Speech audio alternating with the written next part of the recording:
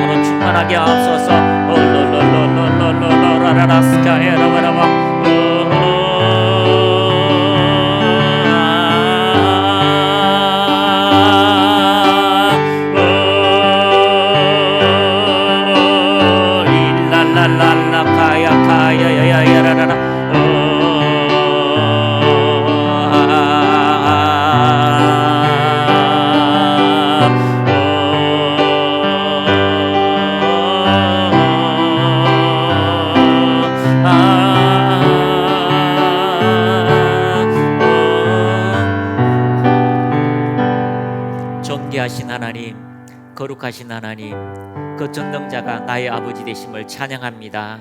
오늘도 주님이 계시기에 우리에게 소망이 넘쳐나게 하시고 어떤 환경 속에서도 이길 수 있는 담대함들이 우리에게 있게 하심을 감사합니다. 그리스도의 복음의 빛을 그 누구도 끌 수 없고 막을 수 없고 하나님 그 전진을 하나님 가로막을 수 없음을 고백합니다. 오늘도 그 생명의 말씀이 각 심령 속에 넘쳐나게 하옵소서. 하나님의 놀라운 은혜가 심령 속에 임하게 하옵소서. 예수님의 이름으로 기도드립니다. 아멘. 할렐루야. 자, 우리 찬송가 20장 여기 있습니다. 우리 자주 불렀던 찬양인데 우리 찬송가 20장 우리 힘차게 한번 찬양하도록 하겠습니다.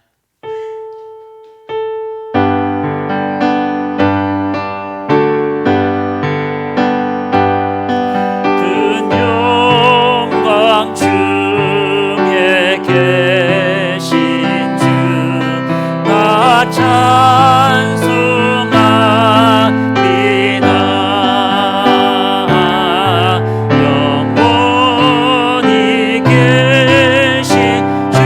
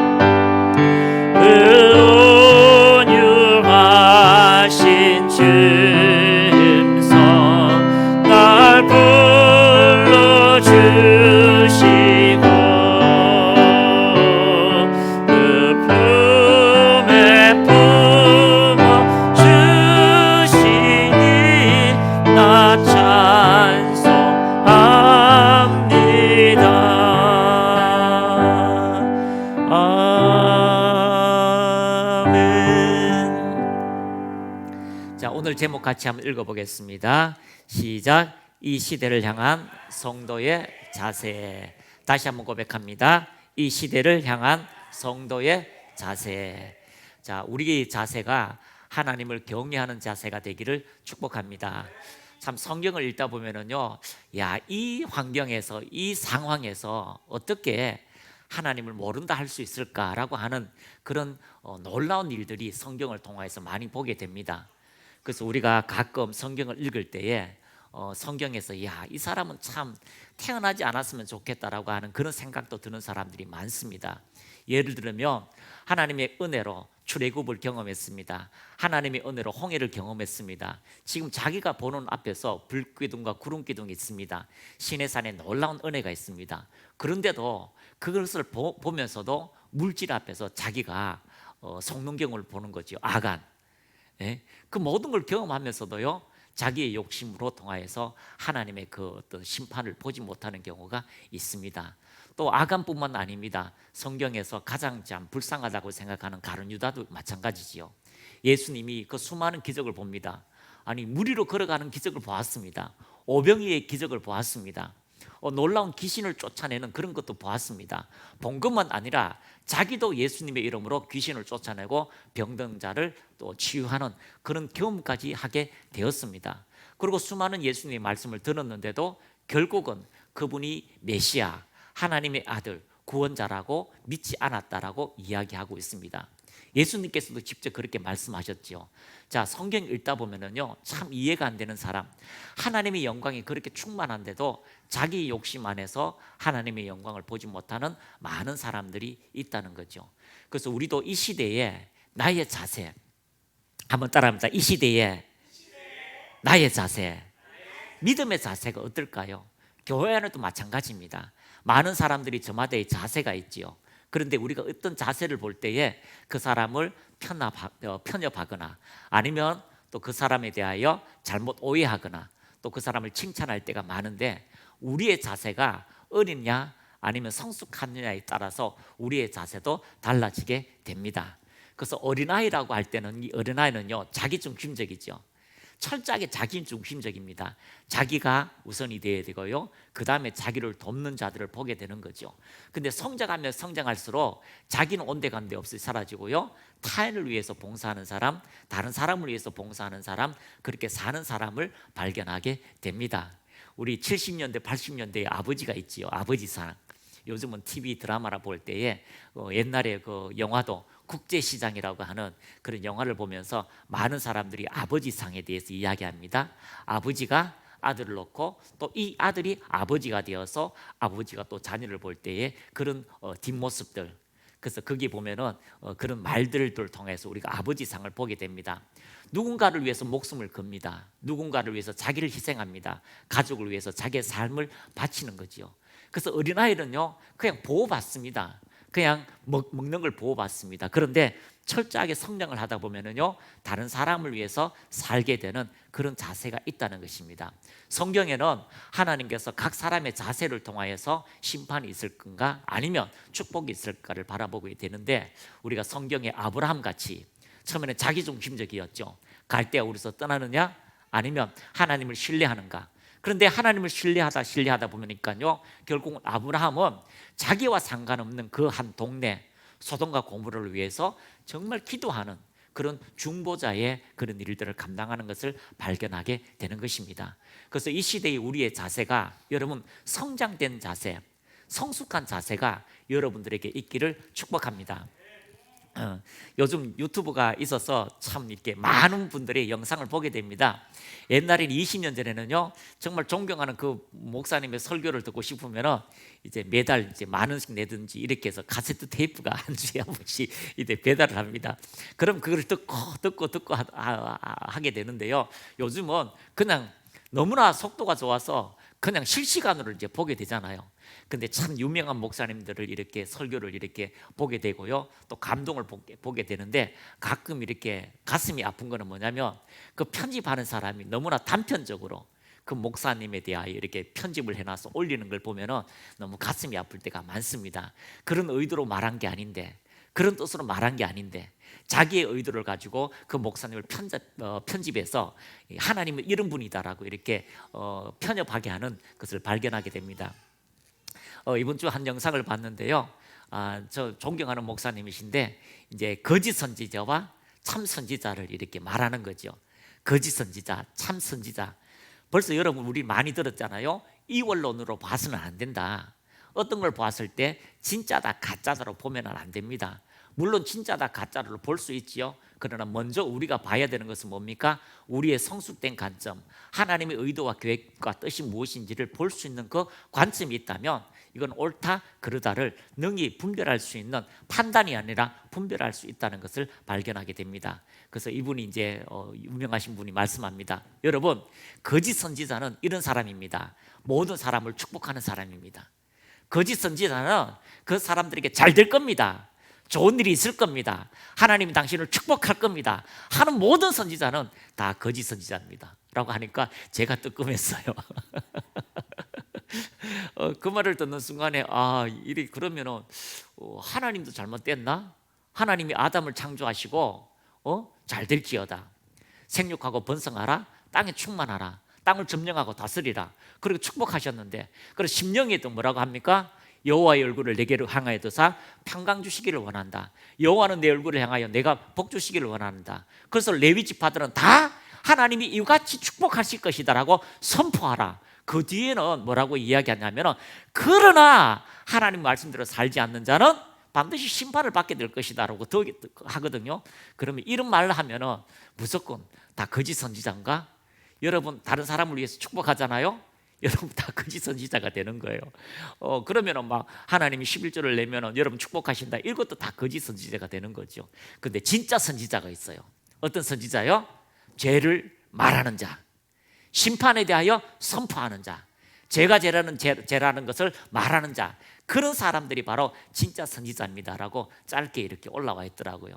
여러분, 우리가 심판에 대해서 설교할 때가 있지요. 지옥에 대해서 설교할 때가 있습니다. 천국에 대해서 설교할 때가 있습니다. 그러나 단편적으로 그 한마디 말을 한다고 해서 참 선지자냐 가짜 선지자냐라고 구별할 수가 없습니다. 여러분, 사람마다 달라요. 환경마다 다릅니다. 어떤 사람에게는 위로의 말을 하게 됩니다. 어떨 때는요, 선지자가 이스라엘 백성들이 하나님을 향하여 금식하고 기도할 때에 그 일들이 안 되고 압제당할 때에 선지자로 통해서 그들을 위로하라라고 말씀합니다. 한번 따라합니다. 위로하라. 위로의 말씀이 있어요. 치유 집회를 하다가 보면은요, 정말 어떨 때는 하나님께서 이렇게 기도하는데 위로의 영이 전체 임할 때가 있어요. 사모님들에게 특별히 막 위로의 영이 막 임해요. 한두 사람이 아니라 여러 명에게 임하거든요. 정말 그걸 경험해요. 오늘 하나님께서 여러분에게 위로하신 은혜를 주셨습니다. 그러니까 막 눈물 흘리면 막 오열하고 막 그런 하나님의 위로가 와요. 세상에 어떤 것도 위로받을 수 없는데 하나님의 위로가 올 때가 있어요. 그러면 그 선지자는 거짓 선지자입니까? 여러분, 그렇게 고난을 이기지 못하고 기도하지 않고 금식하지 않고 죽으면 죽이를 하나님 묻들지 않는, 믿음으로 살지 않는 당신에게 무슨 위로가 필요합니까? 그렇게 말한다면 오히려 하나님 말씀과 어떻게 대적되는 것이 있죠. 그런데 예레미야 같은 선지자는요, 이스라엘 백성이 타락합니다. 이스라엘 백성이 하나님의 말씀과 멀어집니다. 그러니까 그들에게는요, 하나님의 심판, 하나님의 정도의 말씀이 외쳐지게 되는 것입니다. 그래서 환경에 따라서 다 달라지고요, 목적에 따라서 다 달라지고요, 모든 환경을 통해서 하나님의 의도와 계획과 목적들이 서로 달라질 때가 있습니다. 그래서 한 선지자는요, 선지 시대에 다 달라요. 동시대에 사역하는 선지자가 있잖아요. 근데 한 선지자는요, 막 심판에 대해서 선포합니다. 심판할 것이다. 근데 한 선지자의 호세아는요, 하나님께서 오히려 하나님이 그들을 얼마나 사랑하시는지 사랑에 대해서 선포하는 사람이 있습니다. 그럼 여러분, 이원론으로 이 호세아는 그 당시에는 어떤 선지자요? 타락한 선지자.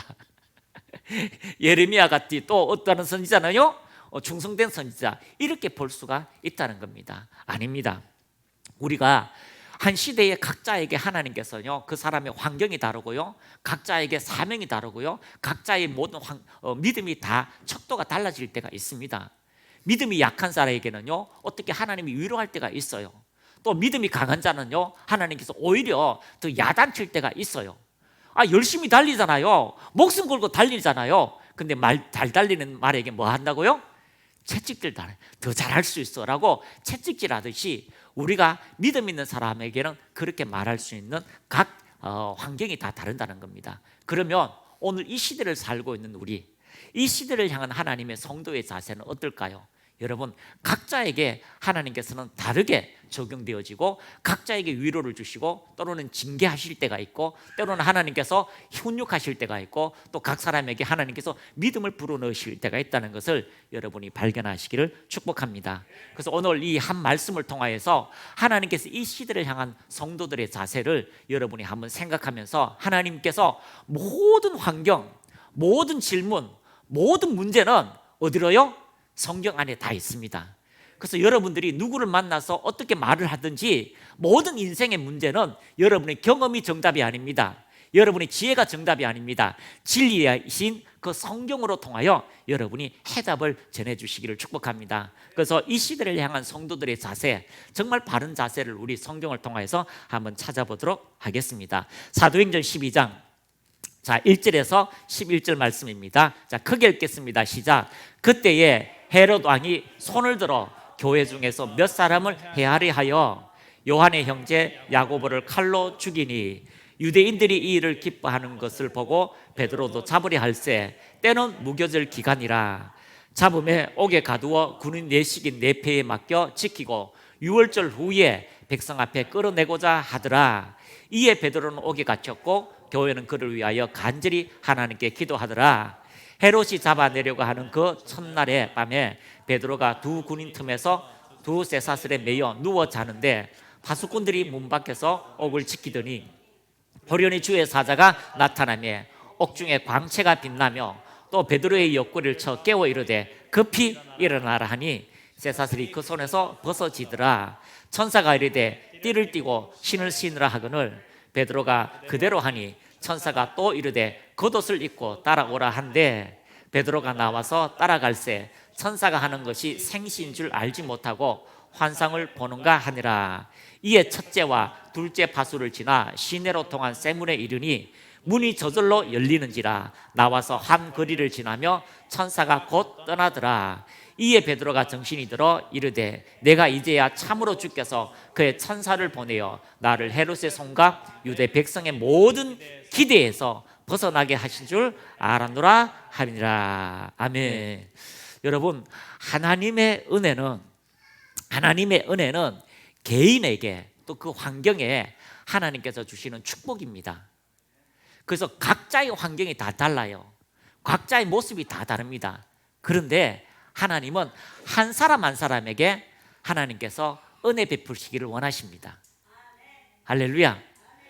김금영 목사에게만 은혜를 베푸시는 것이 아니라 우리 전현민 선생님과 그 자녀들에게 또 제일 어린 우리 예배하고 있는 우리 아니에게도 하나님은요 각자에게 하나님이 은혜를 주시기를 기뻐하신다는 걸 여러분이 발견하시기를 축복합니다.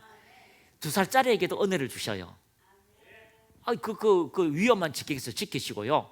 초등학교 3학년에게도 하나님께서 입신을 해가지고 하늘나라를 구경하게 하시고요. 앞으로 어떻게 살 것인지를 말해주시는 하나님의 축복의 은혜가 있는 거예요. 오늘 여러분에게도 각자의 하나님의 은혜가 있다는 것을 발견하시기를 축복합니다. 그래서 우리는요 이원론의 잣대로 옳다 그르다, 참선지자, 참목자, 참목자, 거짓목자 이런 것으로 나누는 것이 아니라 하나님께서 그 사람의 환경에 맞게 그 사람의 생각, 믿음에 맞게 하나님께서 역사하신다는 것을 잘 우리가 보게 되는 것입니다. 그래서 예수님께서 이 땅에 오셨을 때에 각자에게 비추는 은혜의 빛이 있어요. 예수님께서 각자에게 주시는 하나님의 생명의 빛이 있다는 것을 이야기하고 있습니다. 우리 바른 성경 누가복음 4장 17절을 우리 한번 보겠습니다. 누가복음 4장 17절. 자, 바른 성경입니다. 이제 바른 성경. 자, 같이 읽습니다. 선지자 이사야의 책을 드리니 그 책을 펴서 이렇게 기록된 것을 찾으셨다. 주의 영이 내게 임하셨으니 주께서 내게 기름을 부으셔서 가난한 자들에게 복음을 전하도록 하셨다. 주께서 나를 보내셔서 포로들에게 자유를, 맹인들에게 다시 보게 됨을 선포하고 억눌린 자를 자유롭게 하며 주님의 은혜의 해를 선포하게 하셨다. 예수께서 책을 덮어 시중 드는 자에게 돌려주고 앉으시니 회당에 있는 모든 이들의 시선이 그분에게 집중되었다. 그러자 예수께서 그들에게 말씀하시기를 시작하여 오늘 이 성경 말씀이 너희가 듣는 가운데 성취되었다라고 하시니. 할렐루야. 예수님께서 그 회당에 있는 사람들에게 오늘 이 성경에 기록된 것이 성취되었다. 할렐루야. 하나님의 말씀이 성취되는데, 여러분, 이 하나님의 말씀이 성취될 때에 이스라엘 전체에게 하시는 하나님의 말씀과 그 한 사람 한 사람에게도 하나님께서 성취되는 하나님의 생명의 말씀이 있다라고 이야기하고 있습니다. 다시 한번 읽겠습니다. 오늘 이 시간 성경에 기록된 말씀이 너희가 듣는 가운데 성취되었다. 할렐루야. 뭐라고 이야기합니까? 하나님의 성경의 말씀이 너희 듣는 가운데, 하나님의 말씀을 듣는 가운데 성취되었다라고 하시니. 자, 17절 말씀에 17절 말씀 보겠습니다. 자, 17절 말씀, 이사야의 책을 드리니. 자, 이사야의 책이 지금 예수님을 통하여 선포되는 거죠. 여러분, 구약의 하나님의 모든 생명의 말씀이 지금 여러분에게 성취되었음을 여러분이 믿음으로 받아들이시길 바랍니다. 18절 말씀에 이렇게 이야기합니다. 주님의 영이 내게 임하셨으니 주님께서 내게 기름을 부으셔서 가난한 자들에게 복음을 전하도록 하셨다. 가난한 자들, 하나님을 갈망하는 자들에게 복음이 전파되는 것입니다. 주님의 영이 내게 임하셔서 내게 기름을 부으셨습니다. 여러분에게 성령의 기름 부음이 있습니다. 그래서 여러분이 성령을 받았다면 이 사명이 이 땅에 복음을 전하는 하나님의 은혜가 여러분에게 주어졌다는 것을 발견하시기를 축복합니다. 그래서 우리는 이렇게 합니다. 목사님, 제게 성령이 임하면 능력이 나타나잖아요. 그렇습니다. 성령이 임하시면요, 능력이 나타나요. 그런데 조건이 하나 있어요. 어떤 조건입니까? 성령이 오셨는데 그 성령은요, 여러분의 믿음을 통하여 역사가 나타납니다. 그 믿음은요, 성령이 충만할 때 나타나게 되는데 여러분의 믿음을 통하여 그 충만의 역사가 나타나는 거죠. 마찬가지로요, 요즘 이제 여름철이니까 이제 다 이제 선풍기를 틀고 에어컨을 틀잖아요. 전기선이 와 있어요. 선풍기 앞에까지 와 있어요. 코드를 꽂는 겁니다. 그것이 믿음입니다. 성령께 의뢰하는 겁니다. 그리고요, 선풍기를 틀지요. 그러면요, 성령께서 그 임하신 그 놀라운 전기가 바로 그 전기선까지 와 있기 때문에, 코드까지 와 있기 때문에 여러분이 1단, 2단, 3단 성숙도에 따라서 틀기만 하면 믿음의 역사는 흘러나오게 되어져 있어요. 그래서 그 성령의 충만함이 전기선처럼 와 있기 때문에 여러분이 충만한 역사가, 여러분이 코드를 돌리면 그 충만의 역사가 나타날 수밖에 없습니다. 그래서 여러분이 충만한 정도가 다 달라요. 어떤 사람은요, 될까 안 될까라고 손을 얹습니다. 어떤 사람은요, 될 수밖에 없다고 생각합니다. 어떤 사람은요, 당연하다라고 생각하는 사람들이 있습니다. 그러므로 여러분이 하나님의 말씀이, 성령의 기름 부음이, 성령의 전류가 여러분 가난한 자에게 복음을 전하도록 여러분에게 충만한 역사가 여러분에게 있기를 축복합니다. 한번 옆에 분하고 인사합시다. 충만합시다. 충만합시다. 예, 충만해야 돼요. 그래야 성령의 역사가 막 나타납니다. 에너지가 충만해야 돼요. 믿음이 충만해야 돼요. 그래서 하나님의 영광이 나타나게 됩니다. 주께서 나를 보내셔서 포로된 자에게 자유를, 자, 맹인들에게 다시 보게 됨을 선포하고 억눌린 자들을 자유롭게 한다라고 말씀하고 있습니다. 그래서 예수님께서도요, 그 성령의 기름 부음으로 가난한 자와 맹인들과 억눌린 자들과 포로된 자들에게 각자에게 나타나셨다라고 말씀하고 있습니다. 어떤 자요? 하나님의 생명의 말씀을 들을 때에 그러한 일들이 일어나게 되는 것입니다. 자, 그래서 여러분은 어떤 자입니까? 삶에 가난합니까? 아니면 보지 못합니까? 억눌려 있습니까? 주님의 성령의 기름은 그 말씀을 통하여 자유가 일어나기를 축복합니다. 그래서 각자에게 다 하나님께서 은혜를 주시고 있습니다. 그래서 우리는요, 이 은혜를 유지하고 나타낼 수 있는 각자의 자세가 주어지기를 축복합니다. 그래서 여러분의 자세로 통하여 성령의 충만한 역사, 또 치유의 역사, 변화의 역사, 생명의 역사는 나타날 수밖에 없습니다. 자, 다시 한번 우리가 말씀으로 돌아가겠습니다. 자, 사도행전 12장 1절에 보면은요, 자, 1절에 보면은 이제 베드로의 사건이 나옵니다. 자, 첫째 이 베드로의 사건은요, 감옥에 갇히게 되었는데, 여러분 베드로가 한 번 갇혔어요, 두 번 갇혔어요? 자, 지금요 베드로가 12장에 와서 감옥에 두 번 갇혔습니다. 자, 첫 번째 언제 갇혔습니까? 사도행전에 보면은요, 이제 5장에 보면은 우리가 베드로가 감옥에 갇혔던 것을 발견하게 되는데, 그때의 5장의 감옥은요, 느닷없이 성령의 충만을 받고요, 복음을 막 전하고 방언이 터지고 막 기적이 일어나고 뭐 예루살렘이 성전 미문에서 안전병기가 일어나니까 세상에 5천 명이 돌아오고 3천 명이 돌아오고 막 그런 기적의 역사가 일어났어요. 그러니까 세상에 그렇게 예수님을 꽁꽁 이렇게 감옥을 간수로 통하여서 그 무덤 앞에 또 보초를 세워놨는데, 세상에 그 예수님이 부활했다고 그런 기적들이 이제는요 한 명이 아니라 세상에 수십 명들이 복음을 전하고 있으니까 어떻게 합니까? 그 제자들을 몽창 잡아서 감옥에 가둬버렸어요. 가둬버렸습니다. 가둬버렸는데 세상에 천사가 나와서 감옥 문을 열고 나가서 생명의 말씀을 전하라고 제자들을 다 풀어놓아 버린 거죠. 그래서 바깥에 가서 제자들이요 모든 곳에 성에서 생명의 말씀을 전합니다. 그것을 보고 어찌 막으리요. 그러고 나서 점점 이제 나와서 이제 베드로가 이방인에게 복음을 전하고, 이제 그 사건을 통하여 12장에 이제 헤롯이 제자들을 죽이게 되는 사건들이 나타나옵니다. 헤롯이 왕이 손을 들어 교회 중에서 몇 사람을 헤아려 하여 2절 말씀에 요한의 형제 야고보를 칼로 죽이니. 자, 사도 요한의 형제 야고보를 제일 먼저 칼로 이제 죽이게 됩니다. 그러니까 이 죽음을 보고 난 다음에 유대인들이 얼마나 신이 났던지, 3절에 유대인들이 이 일을 기뻐하는 것을 보고 베드로도 잡으려 할세 때는 무교절 기간이라고 합니다. 여러분 무교절이 무슨 날인 줄 아십니까?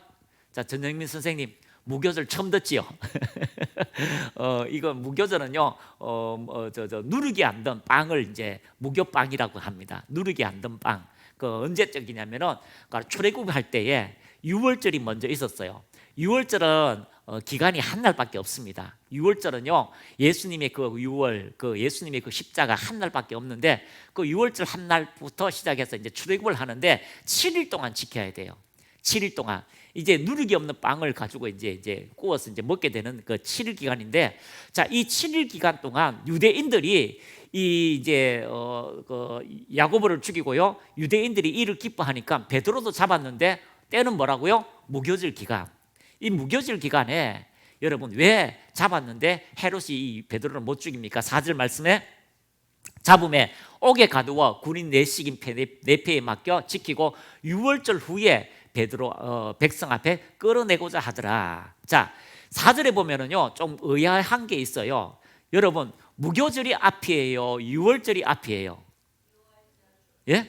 여러분 아시잖아요. 6월절 패스오버가 지나고 난 다음에 출애굽을 했거든요. 6월절이 앞입니다. 그런데 오늘 성경에 보니까 잡음에 감옥에 가두고, 왜 감옥에 가두었습니까? 바로 처형할 수 있었지요. 감옥에 가둔 것은 무교절이기 때문이에요. 그런데 우리 내식인 내패에 맡겨 지키고, 자, 6월절 후에 백성 앞에 끌어내고자 하더라라고 이야기하고 있습니다. 자, 여기서 6월절이라고 하는 것은요 무교절 앞에 있었는데, 이 누가가 우리한테 해주고 싶은 게 있어, 의미가 있어요. 그것은 바로 무교절과 6월절은요 뗄래야 뗄 수가 없어요. 그래서 무교절은 7일이지만 바로 한 날, 이 뗄래야 뗄 수 없는 유교절 앞에 바로 유교절 뒤에 이제 무교절이 있기 때문에 이 날을 다 유교절로 보기도 합니다. 그런데 특히 누가는요 이 날을 무교절 끝나고 난 다음에 이 8일 후에 이제 무교절이 끝나지요. 그런데 이것을 6월절 후에라고 표현하는 것은 바로 예수님의 고난을 생각하지 않았나라고 많은 학자들이 이야기하고 있습니다. 그래서 유독 누가가 이렇게 6월절이라고 넣은 것은 그 7일 이후에 6월절 하고 난 다음에 7일, 보통 틀어서 8일이죠. 이 6월절이라고 하는 것은 바로 예수님에 대한 그 고난의 의미를 생각하라라고 아마 넣지 않았나라고 이야기합니다. 자, 그러나 이 중요한 것은요 무교절 후에 이 베드로를 죽이고자 했다라고 이야기하고 있습니다. 자, 왜 그럴까요? 헤롯은요 유대인들이 기뻐하는 걸 봤습니다.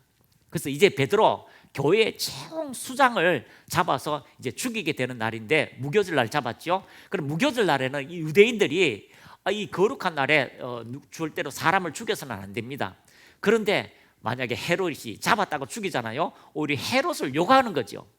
그런데 이 무교절이 끝나고 난 다음에는 죽여도 상관이 없는 거죠. 그래서 유대인들이 기뻐하도록 이렇게 잠시 가둬 놓았다가 이제 이 무교절이 끝나면은 죽이려고 하는데, 자, 이 무교절 동안 베드로가 감옥에 갇혀 있습니다. 자, 감옥에 갇혀 있었는데 5절 말씀 우리 같이 읽습니다. 시작.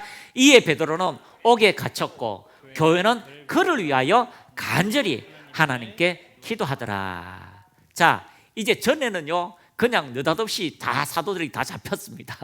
그래서 같이 기도했겠죠. 이제는 베드로가 잡혔습니다. 베드로가 잡혔는데 교회가 그를 위하여 간절히 기도하더라. 여러분, 가장 중요한 것은 우리가 이 시대에 믿음의 사람들은 기도하는 사람입니다. 한번 따라합니다. 기도합시다. 하나님의 뜻이 이 땅에 이루어지는 거예요. 하나님, 이 나라가 경제가 회복되는 거, 이 나라가 잘 되는 거, 하나님은요 어떻게 보면 이 나라하고는 상관이 없어요. 하나님의 나라하고는 하나님하고 상관이 있습니다. 하나님의 자녀들이 하나님 나라를 위해서 선포하는 건 상관이 있습니다. 왜요? 이 나라는 누구의 나라예요? 이 나라는 사단의 나라가 사단이 통치하는 나라예요. 여러분, 이 모든 지구는 사단이 아직은요 하나님의 때에, 하나님께서 허락하신 때에 사단이 통치하는 나라입니다. 이 땅이 잘 되고 이 땅이 화려하고 아름답게 하는 거 하나님 관심이 없어요. 이 땅의 영혼들, 하나님의 자녀들이 기도하고 부르짖는 그 하나님 나라의 확장에, 그 예수 이름을 외치는 곳에 하나님이 응답이 있다는 것을 여러분이 발견하시기를 축복합니다.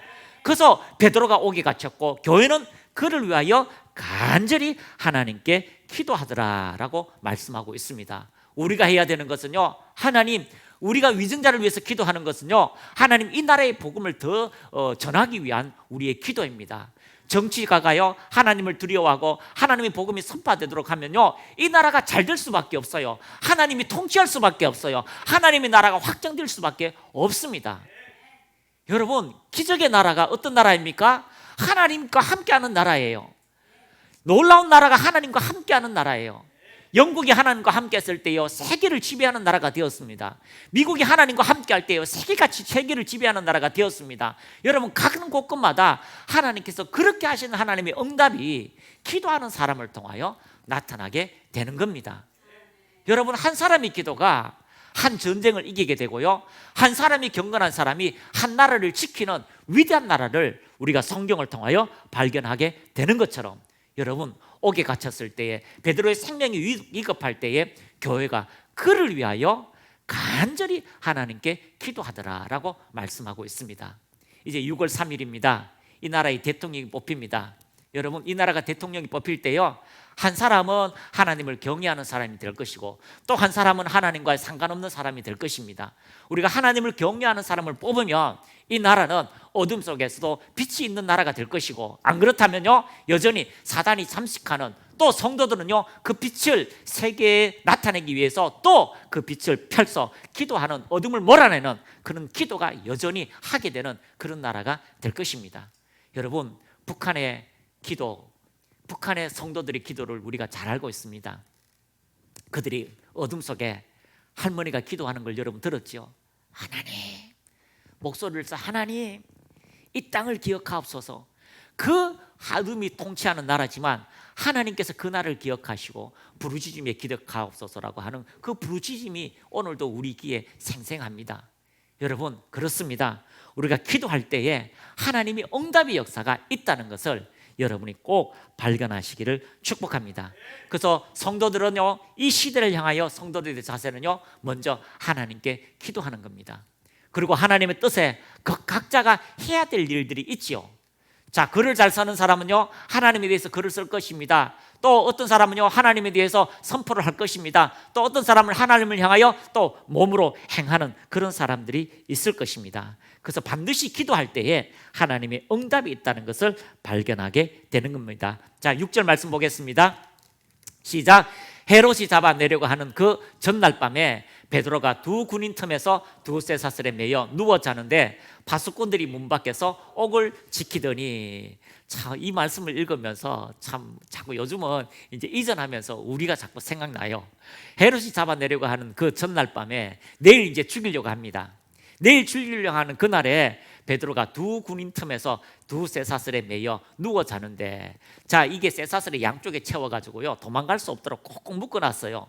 그리고요 또 절대 도망갈 수 없도록, 누가 와서 할 수 없도록 이게 첫 번째 군인 바로 쳐다볼 수 있도록 이게 옥문에서 바로 지키는 군인이 있고요, 또 옥 밖에서 지키는 군인이 있습니다. 이게 3시간마다 교대로 이렇게 돌아가면서 4명이 이렇게 계속해서 이제 8명이죠 이렇게 지키는 그런 사람들이 있습니다. 그런데 여기에 그 전날 밤에 참 성도들이 며칠 동안 기도했을까요? 아마 제 생각에는요, 하나님, 베드로에게 얼마나 은혜를 받았는데 하나님 베드로를 구원해 주세요, 베드로가 풀려날 때까지 저는 금식하겠습니다. 아마 여기서 나오진 않았지만 금식하며 기도하는 사람이 있을 거예요. 온 교회가, 그 수장 베드로를 위해서 온 교회가 합심하여 기도하지 않았을까라고 제가 생각할 수가 있습니다. 근데 해솔이 잡아 내려가는 그 전날 밤에 베드로가 두 군인 틈에서 두 쇠사슬을 매여 누워 자는데, 참 저는 이해가 안 되는 게요, 베드로가 잠을 자는데 그냥 잔 게 아니에요.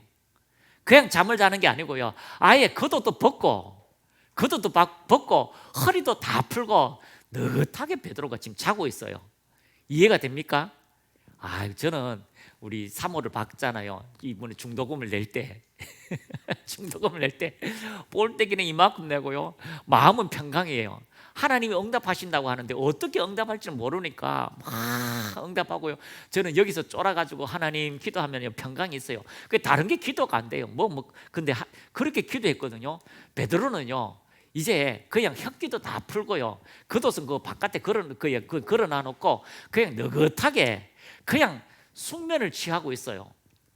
여러분 이해가 됩니까? 권사님 이해가 돼요? 예? 전영민 선생님, 내일 아들이 축구를 하고 있어요. 그 시합에 지느냐 이기느냐에 따라서 대학에 들어간다 안 들어간다, 저녁에 잠 올 것 같아요? 안 오겠지요. 대학에 들어가서 프로로 들어가느냐 아니면 그냥 일반인으로 바뀌는가, 10년의 세월이 그냥 나가는데 어떻게 해요? 저하고 같이 기도하겠지요? 예? 간사님 어떻게 할까요? 이런 중요한 시간이 있는데 잠이 오겠어요? 내일 막대금 치러야 되는데 잠이 오겠어요? 그날 밤 잘 잤어요? 너무 잘 잤어요? 저런 각자의 문제가 있어요. 각자의 문제가 있어요. 그런데 오늘 이 베드로의 자세, 이제 그 하나님을 신뢰하는 마음, 하나님을 향하여 그런 마음들이 오늘 우리에게 있어야 되는 거예요. 성도들의 자세는요, 첫 번째 기도하지만 우리 안에 평강을 다스리는 마음, 평강의 하나님을 향한 마음들이 우리에게 있기를 축복합니다. 그래서 예수님께서 뭐라고 이야기합니까? 그 감옥에 갇힌 자들에게 평강이 있을지어다.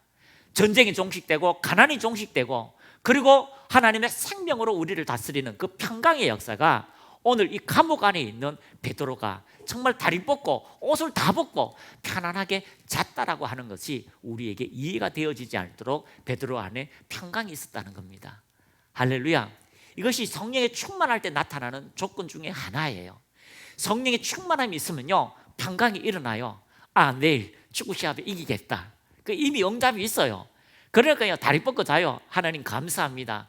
그런데 이게 믿음이 떨어지고요, 전력이 약하면 브레이크가 자꾸 떨어져요. 전력이, 이 전기공사 알잖아요. 여기서 3,000km를 당겨야 되는데 저 전기에서 2,000km밖에 못 보내요. 그러면요, 차단기가 자꾸 내려가요. 차단기가 자꾸 내려갑니다. 그래서 우리의 믿음이 그것을 발휘할 수 있도록 여러분 믿음이 더 증가하기를 축복합니다. 그래서 이 베드로가 정말 깊은 잠에 잤을 때에 헤롯이 내일 되면 내 인기가 더 좋아지겠지라고 하는데, 아니 사도행전은요 나중에 보면은 헤롯이요 영광을 하나님께 돌리지 않으므로 좀이 먹어서 죽었대요. 나는 그걸 왜 기록했는지 이해가 안 돼요.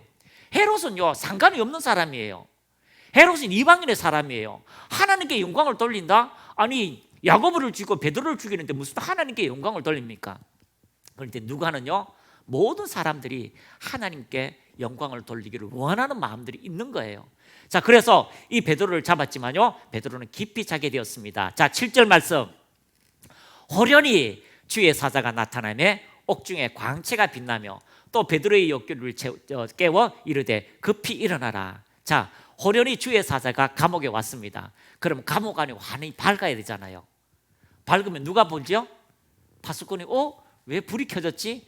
깜깜한 한밤중에 왜 불이 켜졌지라고 이야기할 텐데 아무도 보지 못하는 겁니다. 여러분, 이 하나님의 생명의 성령의 충만한 빛, 하나님의 영광의 영적인 빛은요, 여러분 안에 환히 빛난다는 것을 발견하시기를 바랍니다. 그것은 여러분만이 알아요. 그것은 하나님의 존재 우리만이 알게 됩니다. 그래서 베드로를 쳐 깨워 이르되 급히 일어나라. 아니, 말도 하잖아요. 급히 일어나라. 근데 간수들은 못 듣습니다. 쇠사슬이 그 손에서 벗어지더라.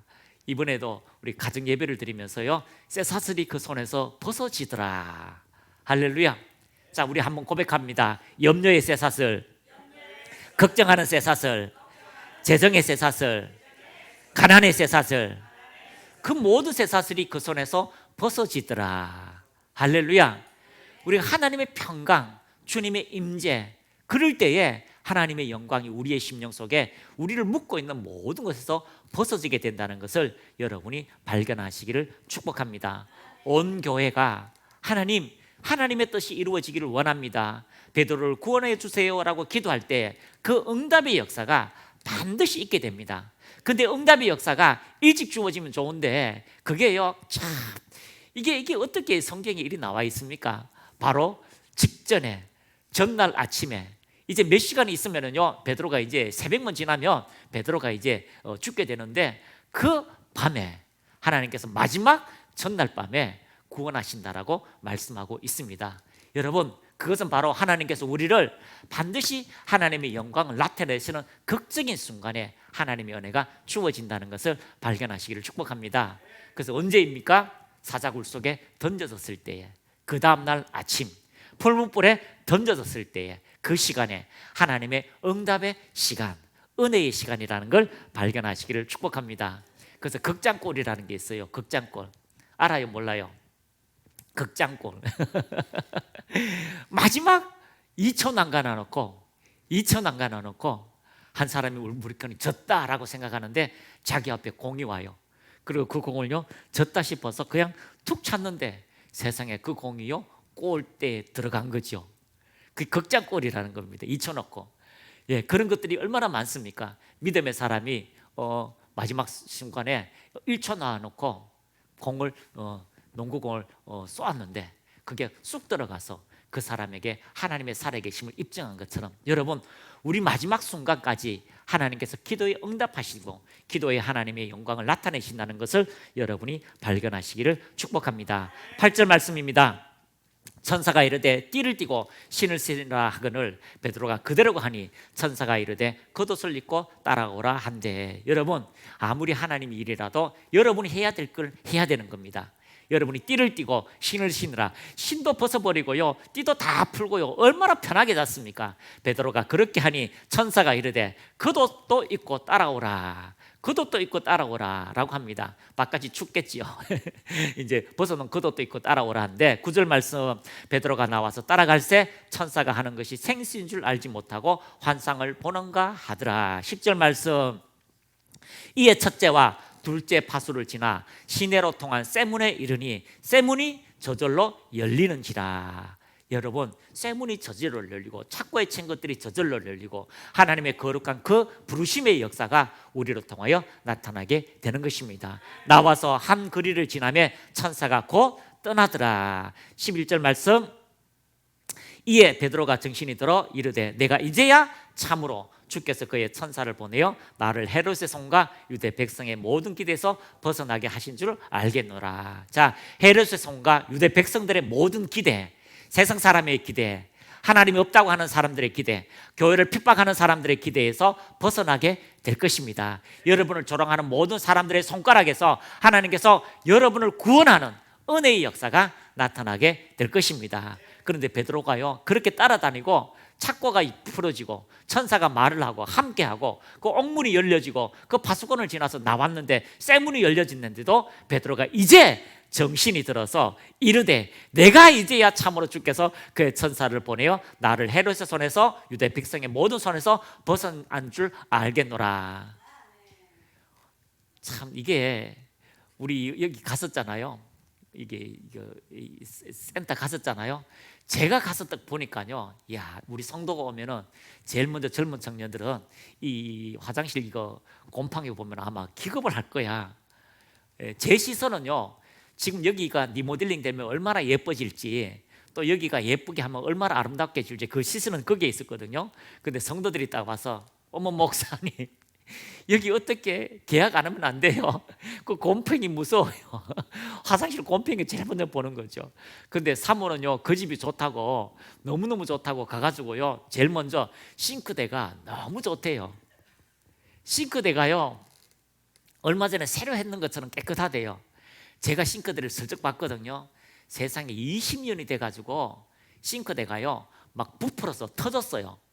그런데 갔다 와서요, 여보, 그 싱크대 오래돼서 부풀었어요. 갔길래 무슨 소리 하냐고, 당신이 잘못 본 거라고, 그 싱크대 새 거라고, 그리고 좋은 거라고, 비싼 거라고 막 하는 거라고요. 그래서 제가 말도 안 했어요. 왜냐하면 더 말하면 싸우니까. 그런데 중도금 계약하고 또 가서 이제 봤잖아요. 이제 전체적으로 보잖아요. 그러니까 성도들이 보는 거 이제 보여지는 거죠. 보세요, 그 싱크대 새 건데, 새 겁니까? 갔길래 예? 다 떨어진 거죠. 그래서 여러분, 하나님이 인도하면 베드로처럼 정신이 없어요. 그런데 이제요, 광야에 바깥에 나와서요, 정신 들면은요, 그때서 하나님이 하신 일들을 보게 될 겁니다. 지금 여러분들 정신 없어요. 재정 들어야 되고요, 또 어떻게 해야 되고요, 멀어요, 이렇게 하지만 하나님께서 분명히 하실 일들이 있을 겁니다. 여러분, 이 여기에서요, 얼마나 많은 목회자가 산 줄 아십니까? 얼마나 목회자가 자유를 한 줄 아십니까? 어제도 토요일도 한 목사님과 통회를 하는데요, 목사님 한 분이 간증하는데, 그 치유 학교를 통해서 자기가 그렇게 염려가 많고 근심이 많은 그런 사람이었대요. 염려가 많고 근심이 많았는데요, 그런데 그 염려와 근심 때문에 무엇이 안 자라냐면 목사님의 설교로 통해서 설교가 안 들려지는 거예요. 성도가 자라지 않는 거예요. 그런데 그 치유 학교를 통해서 믿음이 자라고 은혜가 자랍니다. 목사님 감사합니다, 그 소리를 들은 거죠. 몇 년 전의 일이었거든요. 그런데 여러분, 한 사람 한 사람이 자유케 되고 은혜가 되는 그런 은혜가 이 센터로 통하여 이루어졌다면, 여러분, 그 모든 상급들이 여러분과 우리의 삶에 나타나게 될 것입니다. 그래서 베드로에게는요, 하나님의 놀라운 은혜가 이 삶을 통하여 나타난 것처럼, 오늘 우리가 이 시대를 향한 성도의 자세, 나라가 혼탁합니다, 어렵습니다, 동성애가요 막 숨었어야 되는 그런 그 사건들이 지금 뭐 서로 자유를 가지고 바깥에 나오고, 서로 이 나라가요 뭐 물질 세계로 통해서 뭐 공짜 좋아하지만요, 그 사람들이 진짜 자기들이 아픔 못 보는 거죠. 아픔 못 보는 겁니다. 그 뒤에 이면에 사단이 역사하는지 아니면 하나님이 역사하는지 인간이 역사하는지를 우리가 잘 보아야 됩니다. 인간이 역사하는 것은 그래도 다행이죠. 근데 사단이 역사하면요, 그 나라는요 북한처럼 돼버려요. 북한처럼 될 수밖에 없습니다. 갑자기 나라가요 세계 경제에 뭐 몇 위까지 올라가다가 정치가가 딱 그 나라를 통치하니까 퍼주기 좋아하고 퍼플림이 좋아하니까요, 결국 어떻게 됩니까? 꼴찌 나라가 되는 거예요. 아니, 돈이 얼마나 중요한데 그 돈을 가지고요 뗄감을 못 사니까 그냥 화로에 넣어가지고 불을 지피고 있잖아요. 아니, 마트가 그렇게 화려한 마트에 아름다운 음식들이 많은 건데요, 결함이 없을 정도로 그렇게 가난한 나라로 전락할 수밖에 없습니다. 왜 그럴까요? 악한 영은요 죽이고 멸망기고 가난하게 하는 밖에 없습니다. 그걸 가지고 위증자를 사용하는 거지요.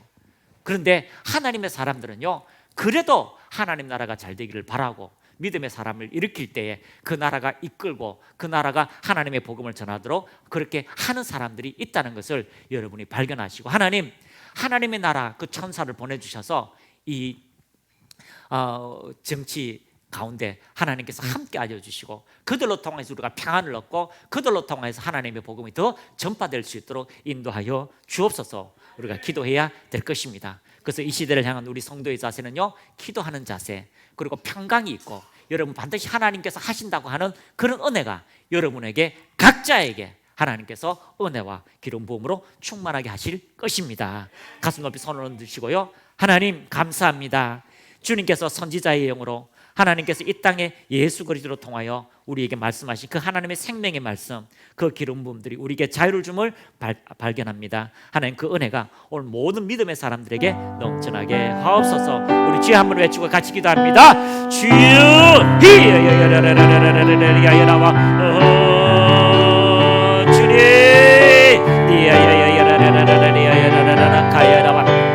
아버지, 주님의 영이 내게 임하셨으니 주께서 내게 기름을 부으셔서 가난한 자들에게 복음을 전하도록 하셨다. 주께서 나를 보내셔서 포로들에게 자유를, 맹인들에게 다시 보게 됨을 선포하고 억눌린 자들을 자유롭게 하며 주님의 은혜의 해를 선포하게 하셨다. 예수께서 책을 덮어 시종드는 자에게 돌려주시고 해당에 있는 모든 이들의 시선이 그들에게 집중되었다. 그러자 예수께서 그들에게 말씀하기 시작하여 오늘 이 성경이 너희들 듣는 가운데 성취되었다라고 하셨다. 주님, 그 말씀이 우리에게 성취된 예수 그리스도를 알게 하심을 감사합니다. 오 리가 야라바라바 카라바라바라바 카라바라바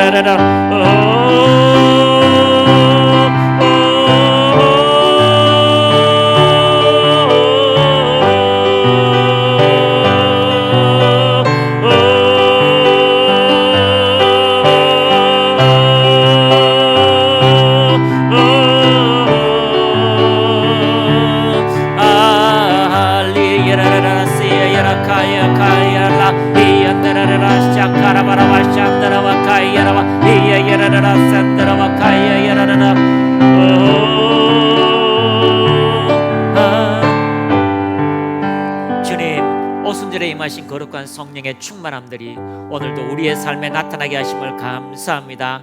그 충만의 역사가 하나님 우리를 통하여 아버지 교회를 통하여 이 나라를 통하여 전파되어지도록 역사하옵소서. 주님의 부흥의 역사가 심령들을 통하여서 일어나게 하옵소서. 하나님 이 나라와 이 민족을 위해서 기도하였습니다. 하나님의 거룩한 뜻이 이 나라와 이 민족에 나타나게 하옵소서. 하나님 믿음의 사람들이 하나님의 평강으로 믿음의 사람이 복음을 전할 열정으로 가득 차도록 축복하여 주옵소서. 주님의 그 기름 부음들이 오늘 우리의 삶에 나타나서 포로된 자를 자유케 하며 병든 자를 일으키며 하나님이여 눌린 자를 자유케 하며 하나님의 복음의 소식을 전파되어지도록 하나님 은혜 위에 은혜를 더하도록 축복하여 주옵소서. 주님을 찬미합니다. 영광으로 역사하옵소서. 예수님의 이름으로 감사하며 기도드립니다. 아멘. 우리 한 가지 제목으로 더 같이 기도하겠습니다. 우리 이전을 놓고 기도하고 있는데 우리 성도 한 사람 한 사람에게 하나님 돌파의 역사가 있게 하옵소서. 그들의 삶의 재정과 또 믿음과 또 환경 속에 하나님의 거룩한 간섭들이 넘쳐나도록 인도하여 주옵소서. 또 선교센터를 위해서 기도할 때 하나님 모든 필요를 채워주시옵시고 하나님 안전하게 지켜주시고 아름답게 되어서 많은 사람들이 와서 그곳에서 휴식을 취하며 라말라이엇같이 하나님의 임재로 통하여 병이 치유되어지며 새롭게 되는 은혜가 넘쳐나게 하옵소서. 세 번째 깨달은 이 나라와 이 민족을 기억하시고 대선을 통하여 하나님 믿음의 사람이 우뚝 서게 하옵시고 기적과 같은 일들이 일어나게 하옵소서. 우리 같이 기도하겠습니다.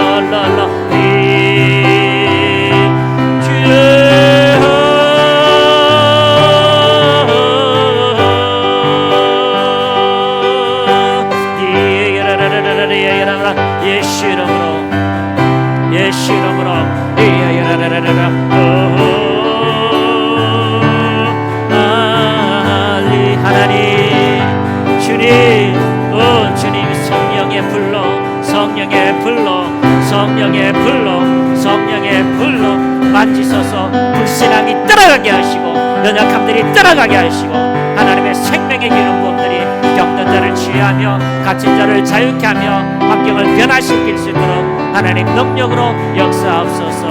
주님,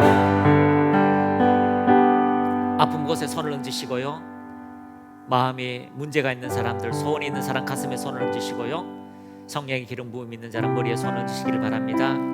주님 감사합니다. 내 이름으로 무엇이든지 구하는 대로 내가 시행하리라 약속하신 주님을 찬미합니다. 이 시간 주 예수 이름으로 아버지 아픈 부위에 손을 얹었습니다. 생각하는 모든 이름들 이 시간 예수 그리스도 이름으로 명하노니 그 모든 몸에서 떠나갈지어다. 하나님의 자녀에게서 떠나갈지어다. 예수 이름으로 명하노니 깨끗하게 될지어다. 내 명이 정상으로 돌아갈지어다. 이 명이 치유될지어다. 예수 이름으로 모든 고관절 깨끗하게 될지어다. 비만이 떠나갈지어다.